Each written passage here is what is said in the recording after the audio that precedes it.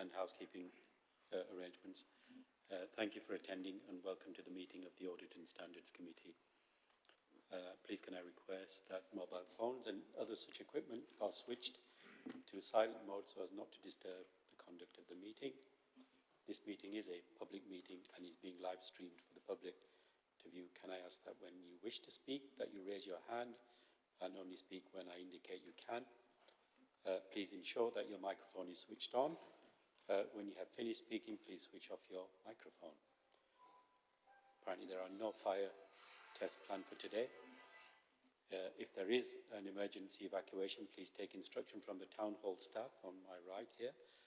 The assembly point is Tudor Square. And we'll now move to some quick introductions of everyone in the room. I am Councillor Mohammed Maroof.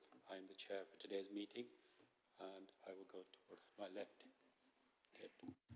David Hollis, General Counsel. Philip Gregory, Director of Finance and Commercial Services. It's been a long day today, I apologise. Good afternoon, everyone. I'm Claire Taylor, I'm Chief Operating Officer. Jane Wilby, Head of Accounting. Alison Howard, Independent Co-opted Member. Laura McLean, Councillor for Walkley Ward. Charlotte Meyer-Richards, Councillor for Manor Ward and Vice Chair of the Committee. Fran Belbin, Councillor for Firth Park Ward. Claire Sharrett, Senior Finance Manager. Ruth Matheson, Finance Manager. Dan Spiller, External Audit Manager for EY. Linda Hunter, Senior Finance Manager, Internal Audit and Risk Management. Simon Clement-Jones, Councillor for Beechcliff and Greenhill. Henry Nottage, Councillor for Hillsborough Ward. Sue Alston, Councillor for Fulwood Ward. Chair Bell, Democratic Services Officer. Thank you so much. We do propose a change of order of business in today's meeting.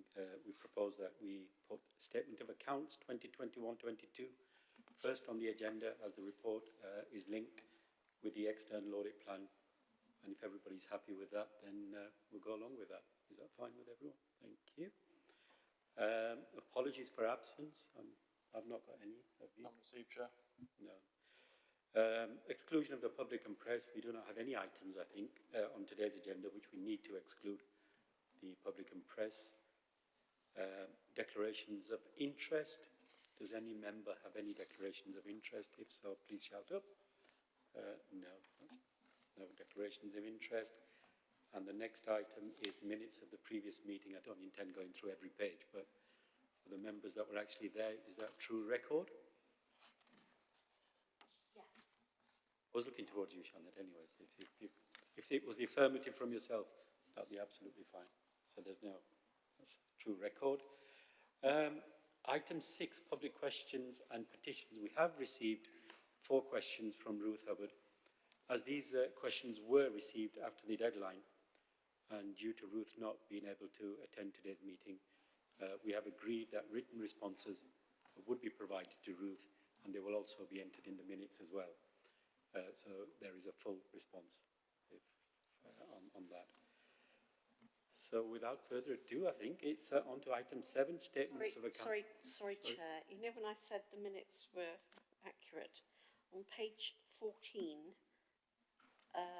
we haven't got anything about what we discussed under item 7, and that is because I understand the machinery, using technical language here, which pulls the report through, I don't know what that means either, failed to pick up actually the account of the minute for 7.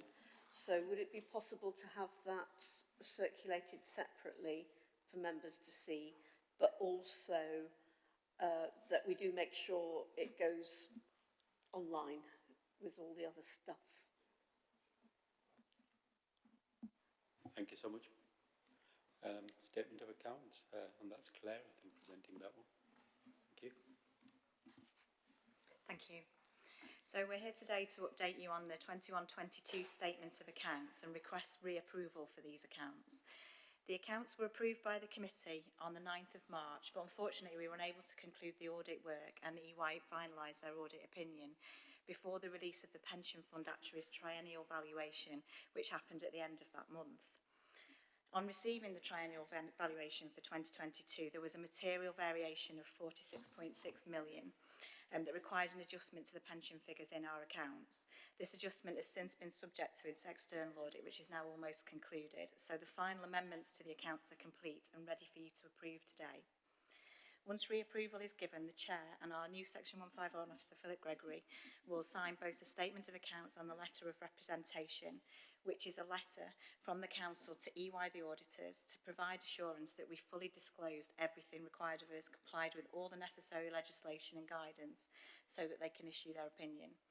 The signing will need to take place at a date after this meeting, once EY have confirmed that the external audit inspection is finally complete. I'll hand over to Ruth now just to take you through the detail of those adjustments. So in your pack today, the full revised statement of accounts are included at Appendix B, just for completeness. But we asked members today to just focus on the adjustments made since the last approved version, which are summarised in Appendix A. So Appendix A shows the specific statements and disclosures as per the March audited version, and then against the revised audited version brought to you tonight. We have highlighted those changes, so hopefully if you've got colour copies you'll be able to see those for these. But as Claire said, the main change to the previous audited version was the pension triennial valuation. So the formal actuarial valuation takes place every 3 years. So when the accounts were put together and prepared and approved at the March meeting, we were using the 2019 triennial valuation, which informed all the key judgments and estimates in the 21-22 accounts. On release of the 2022 triennial valuation, the variation to our pension liability was 46.6 million. So that was material for an audit adjustment, which reduced our pension liability on the balance sheet from 791 million to 744 million. And whilst we had the accounts open at that time, we took the opportunity to make some minor improvements to a number of disclosure notes. So the pack goes through each disclosure note, and I'll just briefly cover each one. So note 12, grant income, we amended the grant received in advance from DLUC. Note 14, financial instruments, was a correction to interest expense and a minor presentational correction. Note 18 was cash and cash equivalents, and we updated and included additional wording for the benefit of the reader, and it just clarified our accounting policy that we don't include third-party bank accounts. Note 43 was officers' remuneration, and that disclosure just made a correction of 2 teachers between remuneration bands. Note 45 was post-employment benefits, and again we included some additional wording for the benefit of the reader. And that just clarified that Sheffield City Trust pension scheme is within the Council's pension scheme. Accounting policies, we just made a correction. We restated the useful life of street lighting. And then finally, we updated the going concern and note. As time moved on, we just updated for the latest cash flow, budget and reserve position. So they were all the changes we've made since the 9th of March meeting. As we understand it, EY are going to issue an unqualified opinion to both our accounts and our value for money conclusion, and that will allow us to publish our accounts on the Council's website. The full conclusion and EY certificate will not be issued until the National Audit Office have confirmed that they don't wish to sample Sheffield's whole of government accounts return for additional procedures. So it's taken a while to get here, but we would just like to say thank you to EY for all their hard work throughout the year. We're a big, large, complex organisation, and it takes a lot of hard work from their staff, so thank you to Dan Haley and the team. We're happy to take any final questions of the accounts that you may have now or after EY have taken you through their audit results report. Thank you. Thank you so much for that. Any questions? No? Not even one? Saving myself. Thank you so much then. I think we'll move on to the next item then.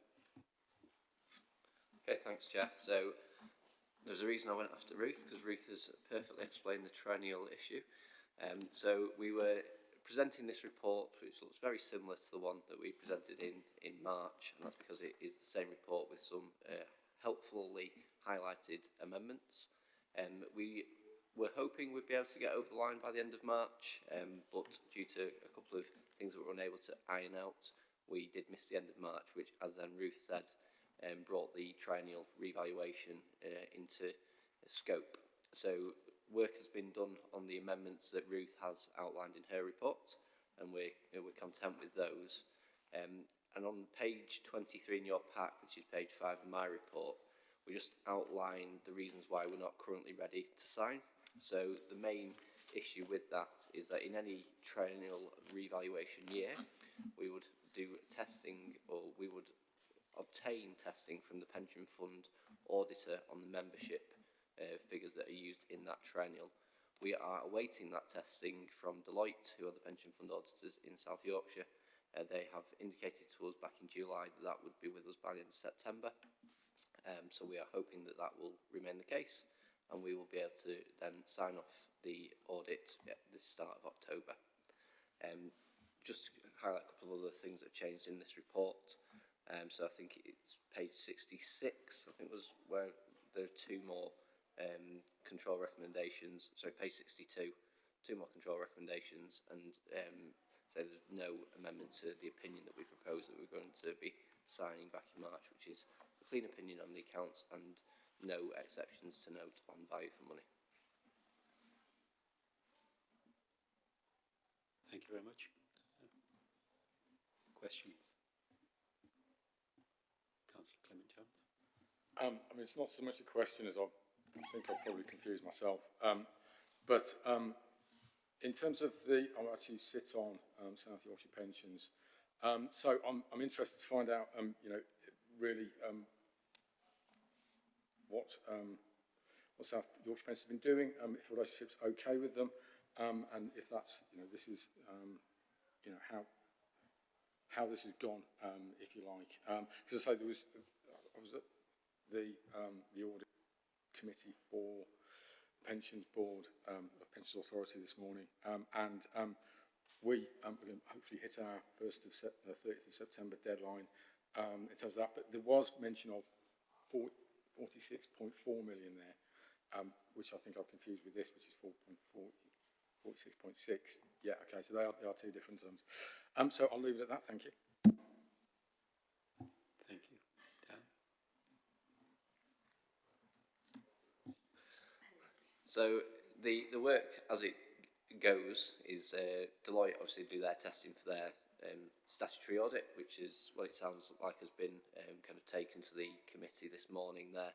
And then part of additional reporting that Deloitte have to do, they will report to all of the constituent authorities on the required testing that us as auditors of Sheffield City Council, as an example, require to be able to sign off the audit on the balances that are within Sheffield City's accounts. So it is normal for the statutory audit to be kind of signed off as clean at first, and then the pension fund auditors will do their reporting to the other auditors. And given that we're a year behind where the pension fund are, I'd imagine that there's probably less hurry for that work to take place before actually hitting the deadline for their own statutory audit. Okay, thank you. Whilst you've got your debrief, Dara. Thank you. Yes, so thank you for that. That gives me a bit of assurance that the Pensions Authority are doing their job. Thank you very much. Thank you. Any further questions? Councillor Belbin. Again, not a question, but just a comment. I understand from attending a recent seminar that we're one of only a few councils actually that are this far along in the process for 2021-22. And while we're not quite there, we do seem to be ahead of lots of the councils. So just a big thank you really to the team who've been involved and the external auditors as well for getting us into this position. Thank you. Any further questions? I've got two, if I may. I think I might have got the page numbers wrong, but page 31, 4.7 million written off that management could not support. Could you just sort of clarify that? It seems a big number that the management could not support. So this 4.7 million, Council, is in relation, or is certainly across a background of 138 million that was written off in the year in relation to infrastructure assets. Now, we did significant work on infrastructure assets this year, and it's one of the significant risk areas of our audit. And I suppose the overall aim for the infrastructure piece this year was the goal post changed in January 2023. That's remember my years, because on Christmas Day 2022, SITFA released a piece of guidance that made it a lot easier for authorities to almost present a position that didn't need to necessarily be correct. So all opening balances on infrastructure assets no longer needed to be presented in as much detail due to this piece of information that was released by SITFA. We were obviously 2.5 months into our audit work at that point, and your authority had gone to great lengths, quite a lot of effort, to identify a materially accurate position regardless of the statutory instrument. So a lot of work went into that, and then obviously we were auditing that piece and we were reasonably happy with it, but there was a piece of work that, to identify whether it was correct to write off all these assets that were being written off, and the process that management went through was stringent, although it wasn't infallible, and there was this adjustment that meant management shouldn't have written that off.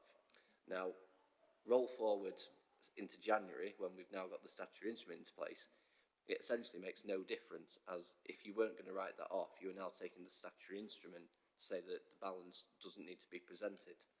So that's why management haven't adjusted for it, because it's no longer as important for it to be correct. However, as it's an unadjusted item over our reporting threshold, which is 1.5 million, we have to present it. So I'm not saying it doesn't matter. I'm saying that the reason that why it was incorrect in the first place, it's almost like double punishment for your finance team, because they tried really hard to get the position correct, but then as the audit progressed, it no longer needed to be presented in that way. Thank you for that answer. I mean, I was just concerned that when it said management could not support the thing, that phraseology did give me a little bit of a worry there, but fine, thank you for that. The other question was on page 33, and you probably expect this question from me anyway. A number of errors in input were created on valuations in particular, where they were incorrect because there were incorrect sizes, wrong build costs were used, things like that. And I think that referred to quite a high figure as well, errors totaling 5.3 million or something. Again, quite significant, but I'm assuming that has been corrected. So on the errors identified in PPE this year, we've gained assurance over billions of pounds worth of assets, and the errors that we've identified, although numerous, didn't actually make a significant difference to any individual asset that we found an error with. Each individual error that we look at, we have to kind of consider what that means for that asset and any other similar asset that could be treated in the same way. So as an example, we found an issue on car parks this year where the yield being used by your team, there was a disagreement between what our experts thought the yield should be. So even though we found that in one asset, we then went back to consider what that meant for all the other car parks. So it immediately increases the size of that error. And some of the errors that we're listing on page 33 for the DRC assets, examples would be for community assets where we found community centres where we found an error just by chance. So we were looking at a whole site of which there was a community centre on it, but because the floor plan didn't agree to what was in what was actually on I think the actual mapping of the I can't think of the word, the title deed, there was a discrepancy there. However, that could have applied to a lot more assets, so there was significant work done to ensure that that was isolated. So some of the errors that we've identified will have been smaller errors that have been applied to a wider pool of assets. However, where there's been significant differences or where there could have been a potential larger amount, we've done a lot of work to kind of isolate that asset. So 5.3 million on the grand scheme of things on your asset base actually isn't a huge amount, but potentially more just to do with the number of assets that we tested and kind of the accumulation of those errors. No, thank you for that answer. It's just concerning me that 5.3 million may not be a large number in the scheme of the number of assets that we own and the value of those assets, but it is a significant amount in terms of when you get into millions. The other question, so you're quite comfortable with the fact that you've cross-referenced it with your own valuers, and you do take a sample of these valuations to make sure that they are correctly valued in accordance with the Red Book, I'm assuming. Yes, absolutely. So part of the testing that we'll look at for whether the evaluation is in line with, like you say, the Red Book, and then how that translates into the accounting side of things, so in line with the CITFA code and international financial reporting standards. Please know the final question from me is around de minimis.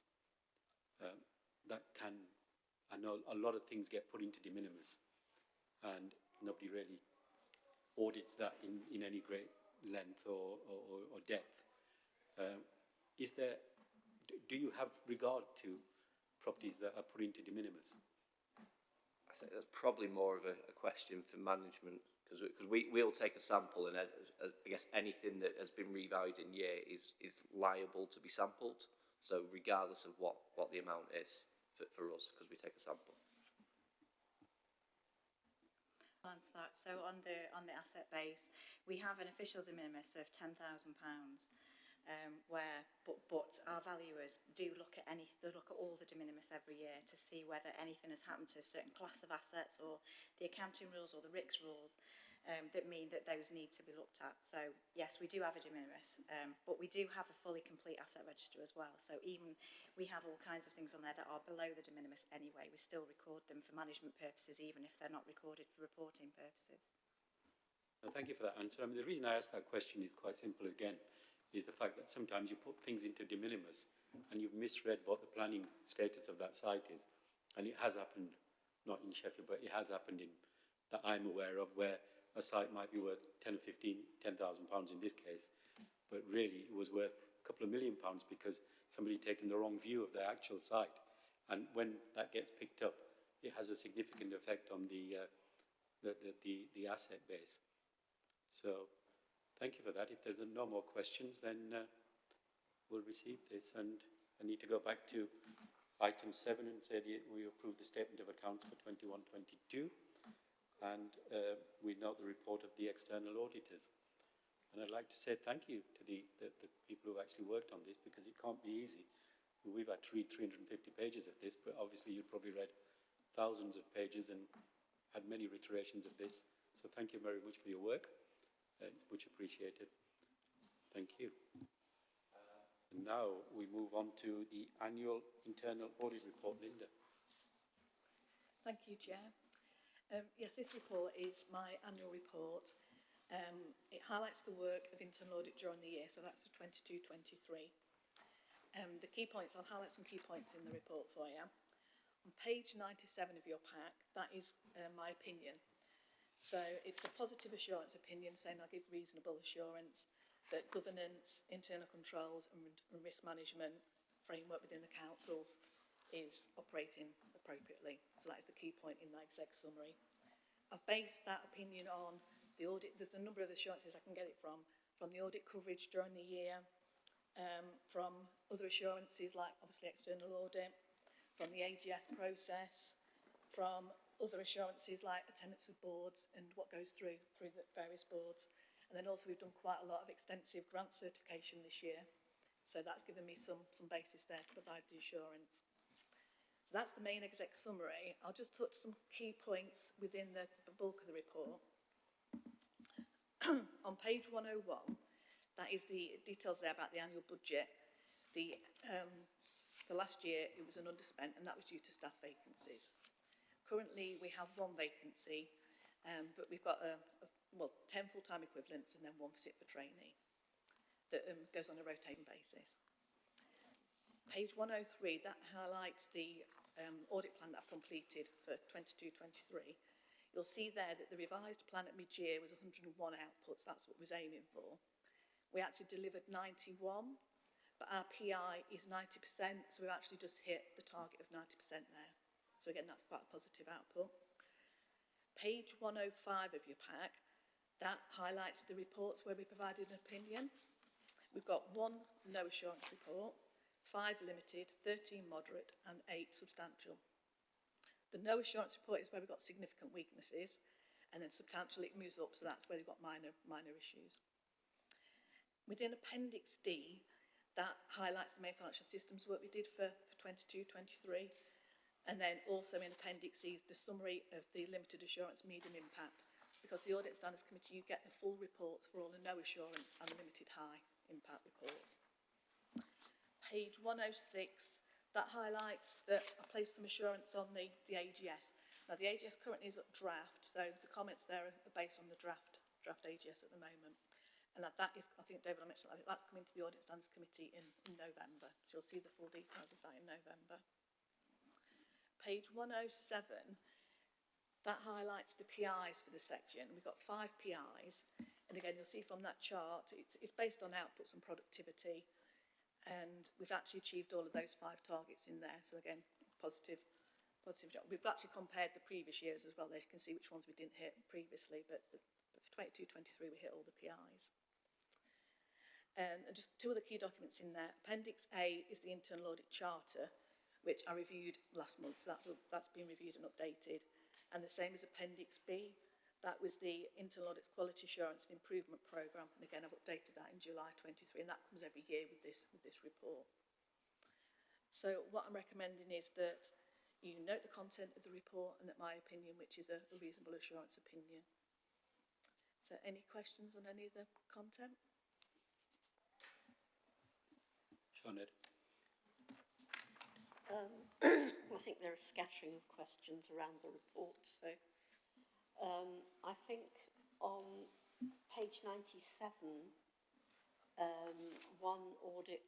number 6, one audit assignment was given an audit opinion of no assurance, which I find terrifying. I don't know whether we're allowed to say who or what that service was, or whether it is kept confidential, but I'd like to sort of know how that is actually progressing, because that seems pretty crummy.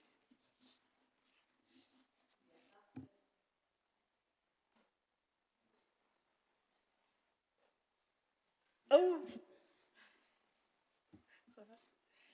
Yeah, that was, it related to an audit we've just done. It's out at a final report stage, but we're still waiting back for feedback because it's gone out as a final report. We've had a few comments. We've had to send it out again and give it 2 weeks' notice to come back with any further comments. It's to do with the Fargate containers. So it's the only one we've had in the 22-23 period that's had a no assurance opinion. It will be on my recommendation tracker because it's got a no assurance. So in January 24, when my next tracker comes to this committee, you'll see the progress with the recommendations. To be fair, because it's a project and it's obviously they're not there anymore, it's finished the project and it wasn't successful. A lot of the points in the report are lessons learned. So there's a lot of things in there for lessons learned. But yeah, we've followed up. You will get it, the aim is next week because the deadline was any comments by Friday, so you will get the full report to all the Audit Standards Committee members next week. So. Can I keep plugging away here, Chair? Thank you. Where am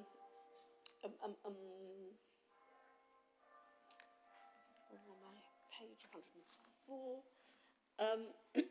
On 48, that goes over onto page 104, obviously really pleased to see that frauds have been sort of found out and appropriate action taken. It was also found that there was no or insufficient evidence of fraud in some cases. But overall, does that mean that we have still tightened up in some areas where, not sure, but it looks like it might have not been a job well done?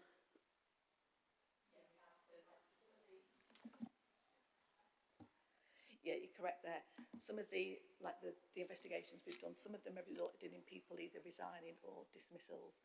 But yeah, we still report on as well. So if we find weaknesses within the process that need tightening up, then we also do a recommendations for that. So at least then that, hopefully that issue will not happen again, but we tighten up procedures as well.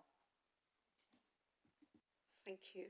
And also on page 104, number 51, about being a member of the South and West Yorkshire Internal Audits groups and asking, you say it facilitates comparisons and you can share best practice. And I just wondered, I know that we're also part of the Core Cities group, aren't we?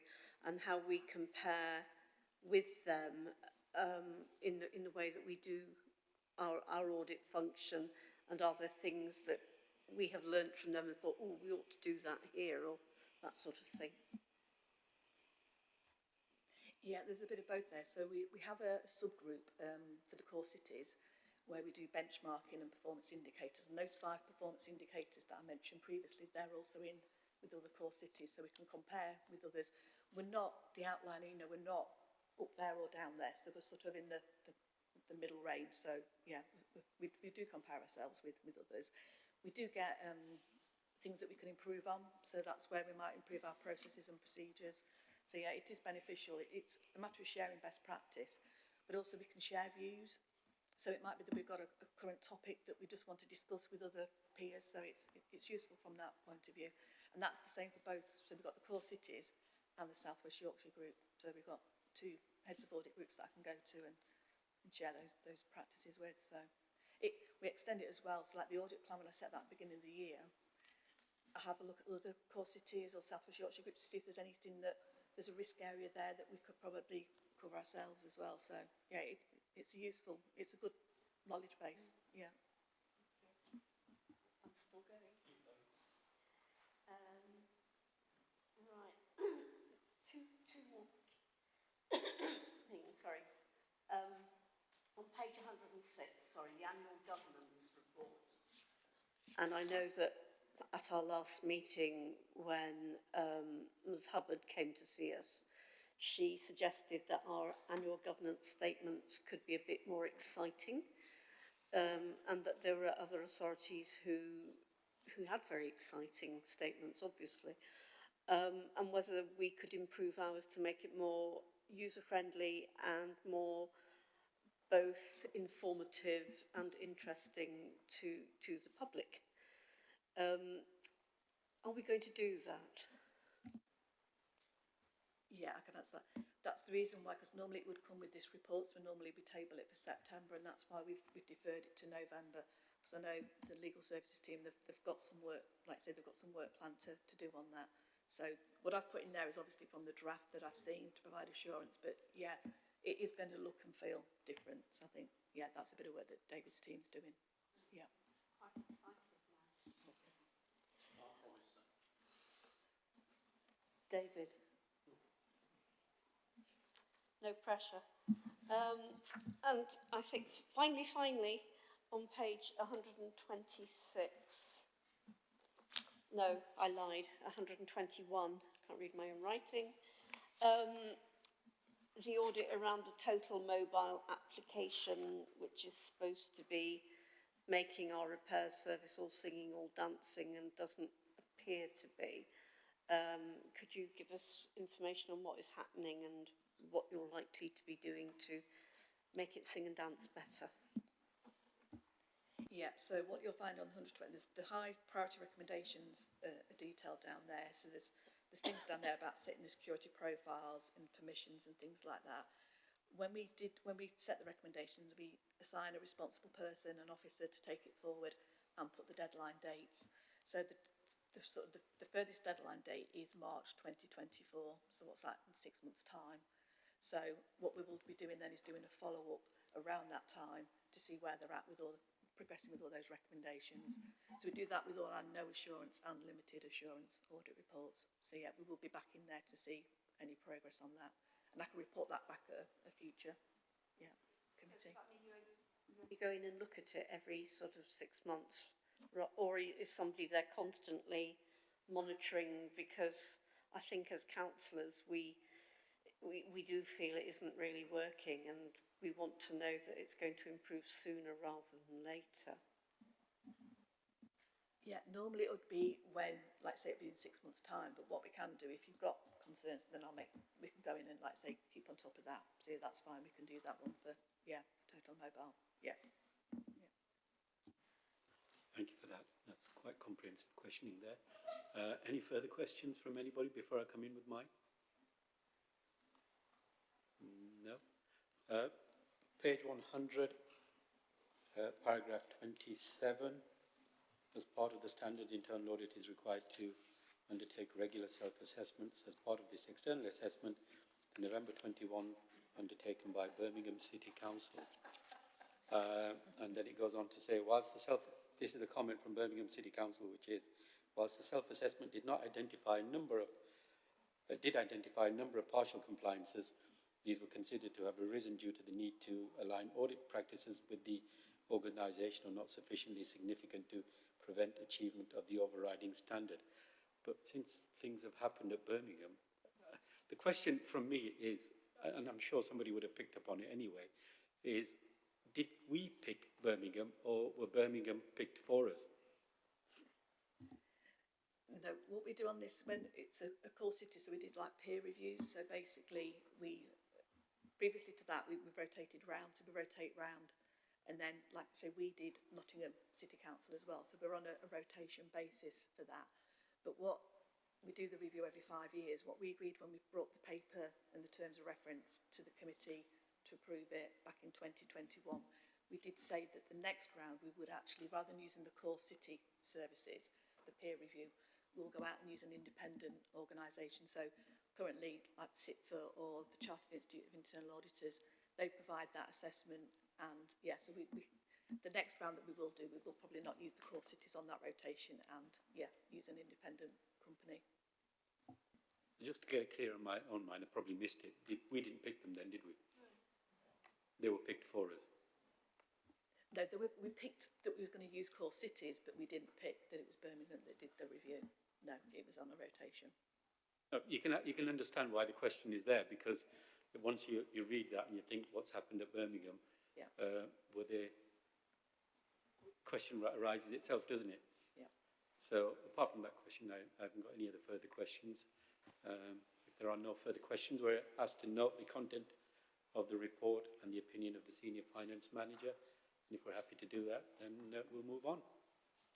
Thank you. Next item is Interim Standards Complaints Report, and that's you, David. Yes, thank you, Chair.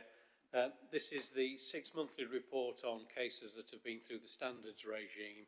These relate to elected members, co-opted members and town and parish council members.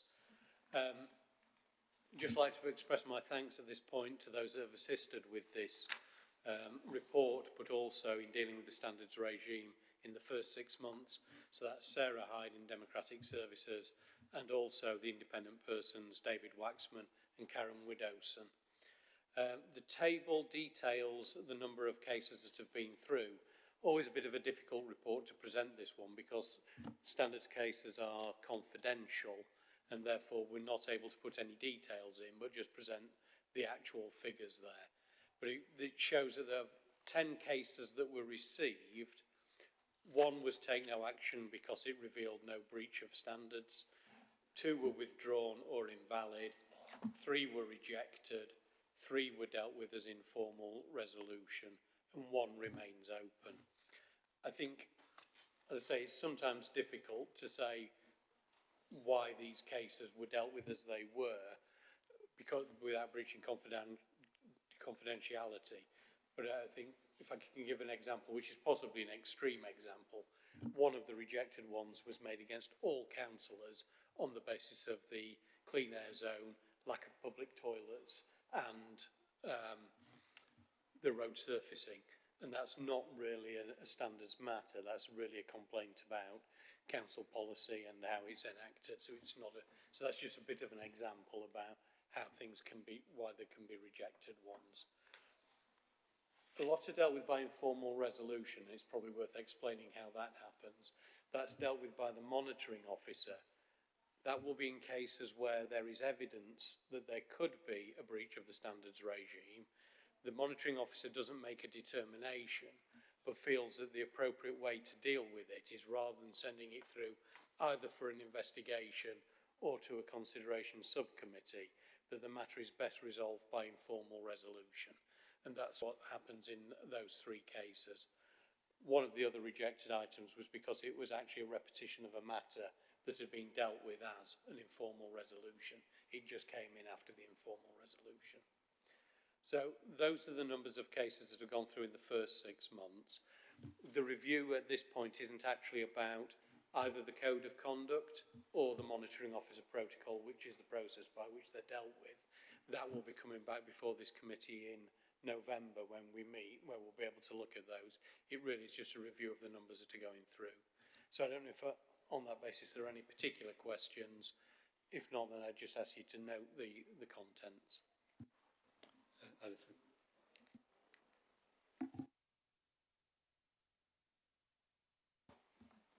Now, not a question related to the report itself, but rather to the progress on the recruitment of independent members. Could you update the committee on that? Yes, we're about to go out again. So we're about to go out for co-opted members, but also at the same time we're going to go out and see if we can increase the pool of independent members. 2 is the minimum we need to have, and we've got 2, but we recognise that it would be better to have more for more resilience. And so that's about to go out. Okay. Do you know when that process will be complete? I don't. But I know because we do it jointly with Barnsley, we'd just send the emails this week saying we're ready to go out. So. Sorry, so why haven't we? I thought we usually worked with Barnsley on this. Yes, that's what I say. We're doing it jointly with Barnsley. Oh, sorry, I thought you said we're not with Barnsley. No, we are with Barnsley. So I've seen the emails this week saying we're set to go, aren't we? So.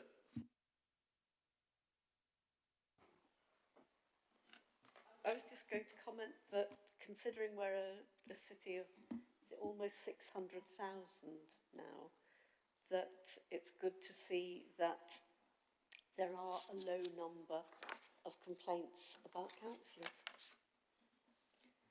Yes. It would be better if it was nil, so we need to work still, but it is in the right direction. No, we're in the right direction, and there's not a high number at all. So, only remains, if there are no further questions on this, that we note the report. Everybody's happy with that? That's fine, thank you. Now we can just request Jay to check the lobby. For Hayley, yeah.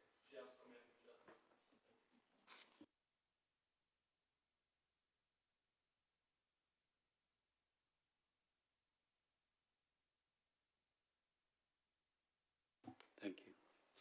And it goes on to item 11, work programme. And we're going to make this an exciting committee, aren't we, as well? So getting very, very serious, this committee, so we need to liven it up a bit, don't we, Councillor Sheffield? Yeah, thank you. So work programme, that's you, Jay, isn't it? Yeah, let me just find the 345. You can see there's a table there that says part 5. There's 4 items on there which we're proposing to move. In addition to them 4, we've got an item on our October meeting, which is the Ombudsman report, which Colleen was presenting. That item has asked to be moved back to November. And the reason for that is she needs to present it at the Performance and Delivery Board first, which isn't scheduled until the 31st of October. So there's them 4 items there which we're proposing to move, plus that one which Colleen's wanting to be moved back to November. And then if there's anything else from the committee they wish to move or to include, it's over to them. Thanks, Chair. Any objections to that? No, if we're going to be having a workshop on the Code of Conduct, then that's going to be very useful, isn't it, to help us to update our procedures following LOCOC. And I assume that, is it next, in the October meeting, we will therefore have the report about the containers. Is that how it goes? And is that in open or closed session?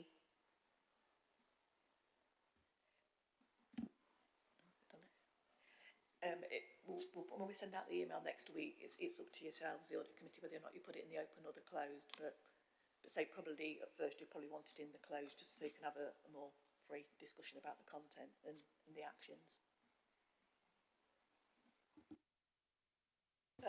Can I suggest that we actually have a pre-briefing about for all of the committee to discuss that item, not just, it's usually Maroof and me and Henry who meet up, so it might be useful for us to have a discussion of all of us before we actually discuss it at committee.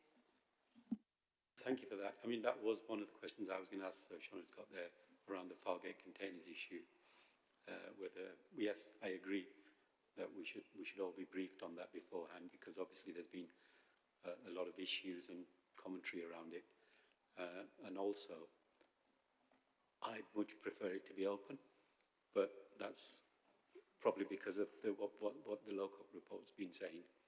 But I can understand that some of it might have to be closed. But my preference is for it to be open. But we'll discuss that when we receive the report next week. Thank you. Yes, thank you, Chair. I think it's probably just worth saying that when the report is sent out to members, that's on a confidential basis this week. It can come on the October agenda, and I think if we have a work out which matters can properly be closed and which matters can properly be open, and then when the agenda is published, that'll be the time when it's made public, those matters within it that can properly be made public. So I think that's the proper process to do it, and we can have a pre-agenda meeting to confirm those matters, Chair. Thank you, David. Thank you.